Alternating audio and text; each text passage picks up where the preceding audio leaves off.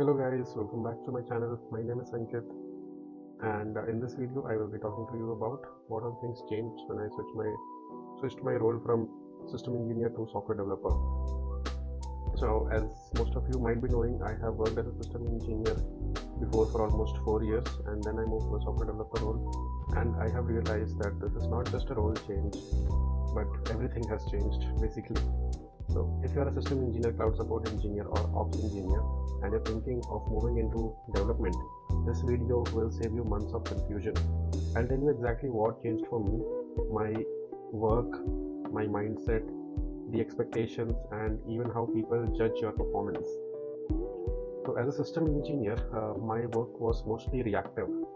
So tickets come in, servers go down, alerts fire, and you have to fix them, validate them, and close those tickets. But as a software developer, the work is proactive, where you are building something that might break in the future and you're responsible for that. Okay. For example, earlier if something broke, I fixed it. But now if something breaks, the first question is who designed this? So the ownership level has increased a lot. In system roles, ownership is usually limited to your shift and your task. Whereas in development, ownership means you design it, you code it, you review it, you debug it in prod, and then you explain it in incident if some incident happens based on that particular code. So you don't just close tickets, you defend your decisions as well. Then pressure type has changed. So in the system engineer role, pressure was time based. If something is down, we need to fix it fast. Whereas in developer role, the pressure is thinking based. So why did this happen? Can it happen again? Will this scale? What about the edge cases? You need to think all that, and it is less panic but more mental load. Then I will talk about what all tools have changed from system engineer to software developer and the concepts which came in after switching the role. So as a system engineer, tools matter a lot. So I used to use monitoring tools, cloud consoles, operating system commands on Linux and Windows, and dashboards. But as a developer, concepts matter more. So you need to know data structures, design patterns, code readability, trade-offs in system design. So you can Google a command, but you cannot Google good design in an interview or production issue. So that is the difference. Before, I used to Google most of the stuff on my Linux commands and all for troubleshooting whatever issue was there.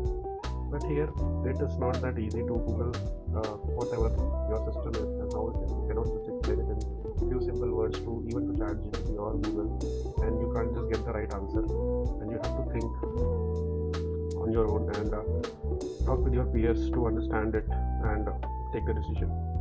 So communication has become more important than coding. So writing code is only 50% of the job. The rest is basically explaining your approach, defending your design, reviewing others' code, and writing clear comments and your PR descriptions. So if you can't explain your code, you are seen as a weak developer. So whatever you're doing, you should be able to communicate it and explain it. Then earlier QA tested most things, but now you write your own unit tests and you think about failure cases and you ensure backward compatibility. Code that works is not enough, but code must also be safe. Then how my performance was measured versus how it is measured now. In system engineer role, my performance was measured on the number of tickets I have closed, the SLA I have met, uptime. Whereas in developer role, the performance is measured on quality of design, number of reworks, production stability, peer reviews, and one bad design can cancel 10 good features is what you should keep in mind. Then let's talk about the hard truth which no one tells you. So being a good system engineer does not automatically make you a good developer, and that's okay. The skills overlap, but the mindset is different. You have to unlearn quick fixes, short-term thinking, it works, ship it mentality. So 3 things which helped me the most to transition successfully are: 1. Think before coding. So I force myself to explain the solution before writing the code. Second, you have to read others' code. Best way to improve design sense is by reading others' code, reviewing others' PRs, which are already approved by your, which are already done and graded by your senior members in the team. You can review those and see how they have done it to understand the design. And accepting feedback without ego.